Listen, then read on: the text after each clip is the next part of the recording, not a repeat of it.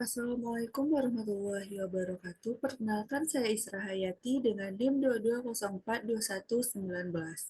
Pada kali ini saya akan membahas mengenai sistem informasi manajemen basis data. Yang mana pada pembahasan tersebut saya akan membahas dua poin. Yang poin pertama yaitu database manajemen sistem dan administrator database intelijensi buatan.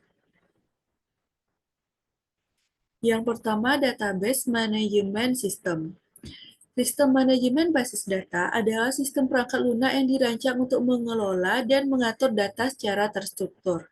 Hal ini memungkinkan pengguna untuk membuat, memodifikasi, dan menanyakan database, serta mengelola keamanan dan kontrol akses untuk database tersebut. Database manajemen sistem menyediakan lingkungan untuk penyimpanan dan mengambil data dengan cara yang tepat dan efisien. Fitur utama database manajemen sistem yang pertama yaitu modelan data. Database manajemen sistem menyediakan alat untuk membuat dan memodifikasi model data yang menentukan struktur dan hubungan data dalam database. Yang kedua, penyimpanan dan pengambilan data. Database manajemen sistem bertanggung jawab untuk menyimpan dan mengambil data dari database dan dapat menyediakan berbagai metode untuk mencari dan menanyakan data. Yang ketiga, kontrol konkurensi. Database manajemen sistem menyediakan mekanisme untuk mengontrol akses bersamaan ke database untuk memastikan bahwa banyak pengguna dapat mengakses data tanpa konflik satu sama lain. Yang keempat, integrasi dan keamanan data. Database manajemen sistem menyediakan alat untuk menerapkan batasan integritas dan keamanan data, seperti batasan pada nilai data dan kontrol akses yang membatasi siapa yang dapat mengakses data. Yang kelima, pencadangan dan pemulihan. Database manajemen sistem menyediakan mekanisme untuk membuat cadangan dan pemulihan data jika terjadi kegagalan sistem. Yang keenam, database manajemen sistem dapat diklasifikasikan menjadi dua jenis. Sistem manajemen basis data relasional dan sistem manajemen basis data non-relasional.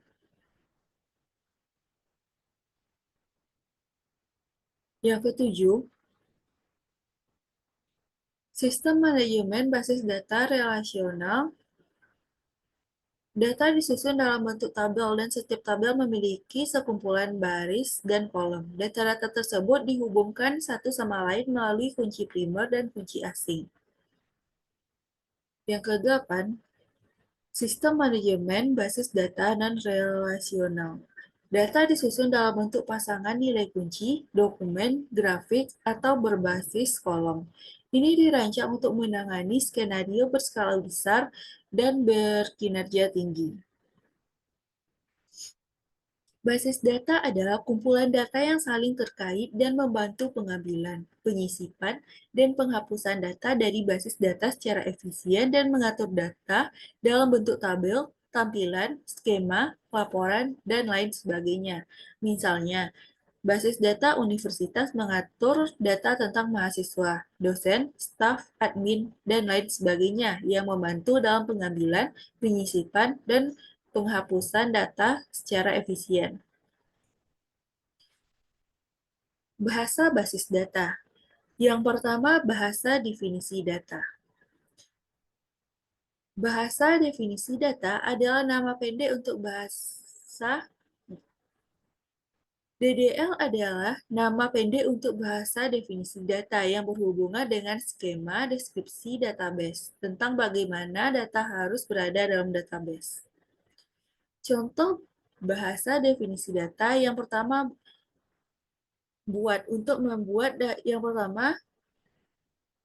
kata buat untuk membuat database dan objek-objeknya seperti tabel, indeks, tampilan, prosedur, penyimpanan, fungsi, dan pemicu. Yang kedua, alter, untuk mengubah struktur database yang ada. Yang ketiga, drop, untuk menghapus objek dari database. Yang keempat, truncate, untuk menghapus semua rekor dari tabel, termasuk semua ruang yang dialokasikan untuk rekor tersebut dihapus.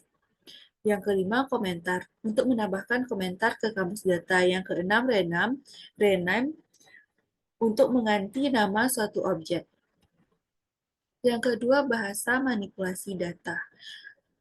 DML adalah nama pendek untuk bahasa manipulasi data yang berhubungan dengan manipulasi data dan mencakup pertanyaan SQL secara umum seperti select, insert, update, delete, dan lain sebagainya. Dan digunakan untuk menyimpan, memodifikasi, mengambil, menghapus, dan memperbarui data dalam database. Contoh bahasa manipulasi data, yang pertama, pilih untuk mengambil data dari database. Yang kedua, insert, memasukkan data ke dalam tabel. Yang ketiga, update, untuk memperbarui data yang ada dalam tabel. Yang keempat, hapus, untuk menghapus semua catatan dari tabel database. Yang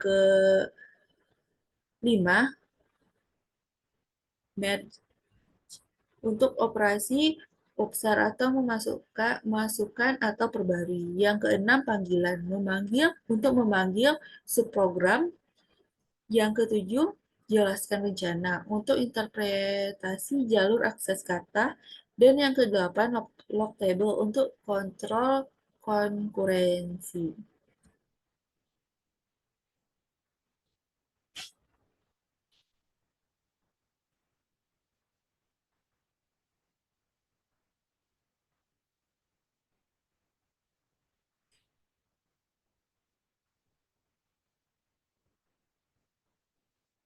Selanjutnya, bahasa pengambilan data. DRL adalah kependekan dari kata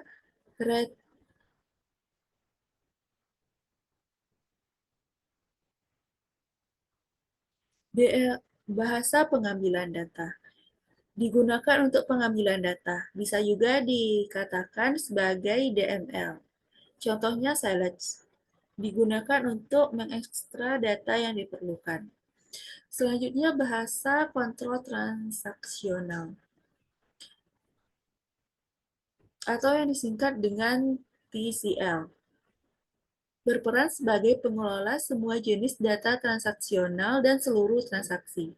Beberapa perintah bahasa kontrol transaksional. Yang pertama, rollback, digunakan untuk membatalkan atau membatalkan perubahan yang dilakukan pada database. Yang kedua, commit, digunakan untuk menerapkan atau menyimpan perubahan dalam database. Yang ketiga, save point, digunakan untuk menyimpan data sementara di database. Sistem manajemen basis data. Perangkat lunak yang digunakan untuk mengelola basis data disebut database management system. Misalnya, MySQL, Oracle, dan lain sebagainya.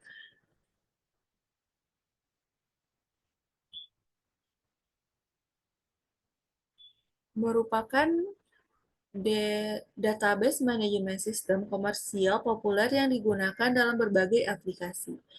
Database management system memungkinkan pengguna melakukan tugas-tugas seperti yang pertama, definisi data, yaitu membantu dalam pembuatan, modifikasi, dan penghapusan definisi yang menentukan organisasi data dalam database. Yang kedua, pembaruan data, membantu dalam menyisipkan, memodifikasi, dan menghapus data aktual dalam database. Yang ketiga, pengambilan data, membantu dalam pengambilan data dari database yang digunakan oleh aplikasi untuk berbagai keperluan. Dan yang keempat, administrasi pengguna, membantu dalam mendaftarkan dan memantau pengguna, menegakkan keamanan data, memantau kinerja, menjaga integritas data, menangani kontrol konkurensi, dan memulihkan informasi yang rusak karena kegagalan yang tidak terduga.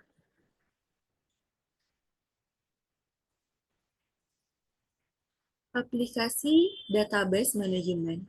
Yang pertama, informasi perusahaan, penjualan, akuntansi, sumber daya manusia, manufaktur, pengencer online. Yang kedua, sektor perbankan dan keuangan.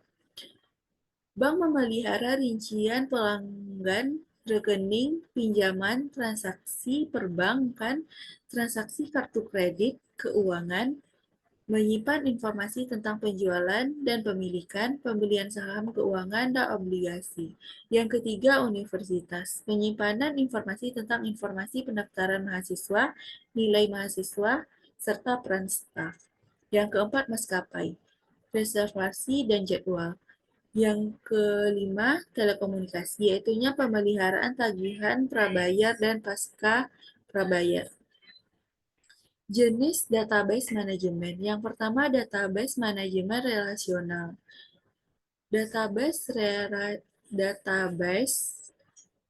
manajemen sistem relasional menyimpan data dalam tabel dengan baris dan kolom dan menggunakan SQL untuk memanipulasi data. Yang kedua, database manajemen berorientasi objek. Database manajemen berorientasi objek menyimpan data sebagai objek yang dapat dimanipulasi menggunakan bahasa pemrograman berorientasi objek. Yang ketiga, database manajemen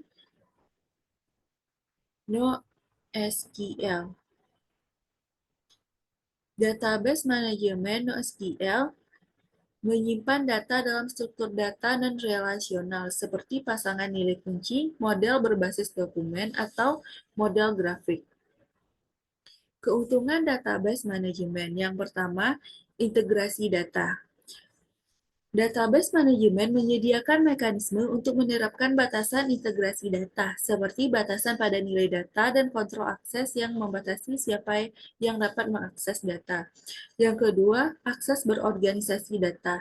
Database manajemen sistem memungkinkan berorganisasi dan menyimpan data secara terstruktur, membuatnya mudah untuk mengambil dan menanyakan data sesuai kebutuhan. Yang ketiga, samaan. Database manajemen sistem menyediakan mekanisme untuk mengontrol akses bersamaan ke database untuk memastikan bahwa banyak pengguna dapat mengakses data tanpa konflik satu sama lain. Yang ketiga, keamanan data. Yang keempat, keamanan data. Database manajemen sistem menyediakan alat untuk mengelola keamanan data, seperti mengendalikan akses ke data dan mengenkripsi data sensitif. Yang kelima, pencadangan dan pemulihan. Database manajemen sistem menyediakan mekanisme untuk membuat cadangan dan memulihkan data jika terjadi kegagalan sistem. Yang keenam, berbagi data. Database manajemen sistem memungkinkan banyak pengguna untuk mengakses dan berbagi data yang sama, yang dapat berguna dalam lingkungan kerja kolaboratif. Kekurangan database manajemen sistem. Yang pertama, kompleksitas. Database manajemen sistem bisa rumit untuk diatur dan dipelihara, memerlukan pengetahuan dan keterampilan khusus. Yang kedua, overhead kinerja. Penggunaan database manajemen sistem dapat menambah overhead pada kinerja suatu aplikasi, terutama dalam kasus di mana diperlukan konkurensi tingkat tinggi. Yang ketiga, skalabilitas. Penggunaan database manajemen sistem dapat membatasi skalabilitas aplikasi karena memerlukan penggunaan penguncian dan mekanisme sinkronisasi lainnya untuk memastikan konsistensi data. Yang keempat, biaya. Biaya pembelian, pemeliharaan, dan peningkatan database manajemen sistem bisa jadi tinggi, terutama untuk sistem yang besar atau kompleks. Yang kelima, kasus penggunaan terbatas. Tidak semua kasus penggunaan cocok untuk database manajemen sistem. Beberapa solusi tidak memerlukan keandalan, konsistensi, atau keamanan yang tinggi dan mungkin lebih baik dilayani oleh jenis penyimpanan data lainnya.